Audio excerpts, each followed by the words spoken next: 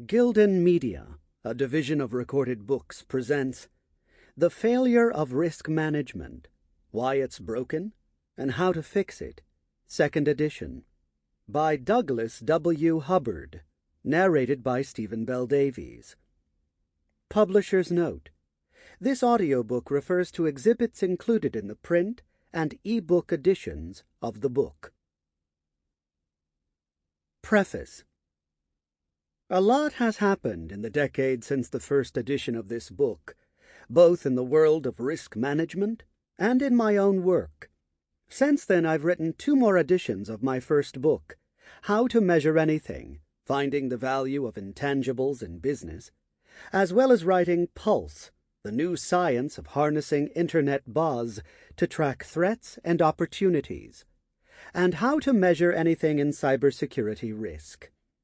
By 2017, this book, along with How to Measure Anything, was placed on the required reading list for the Society of Actuaries exam prep. Regarding the broader topic of risk management, there were several more examples of risk management gone wrong since the first edition. The Fukushima Daiichi nuclear power plant disaster in Japan, the Deepwater Horizon oil spill in the Gulf of Mexico, and multiple large cyber attacks that compromised hundreds of millions of personal records. But I won't dwell on these anecdotes or the events that occurred prior to the first edition.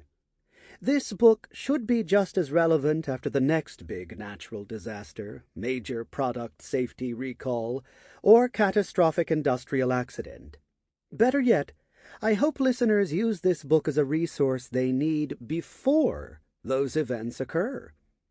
Risk management that simply reacts to yesterday's news is not risk management at all. I addressed risk in my first book, How to Measure Anything, Finding the Value of Intangibles in Business. Risk struck me as one of those items that is consistently perceived as an intangible by management. True, risk is intangible in one sense. A risk that something could occur, the probability of some future event, is not tangible in the same way as progress on a construction project or the output of a power plant, but it is every bit as measurable. 2 entire chapters in the first book focus just on the measurement of uncertainty and risks. Unfortunately, risk management based on actual measurements of risks is not the predominant approach in most industries. Sample complete. Ready to continue?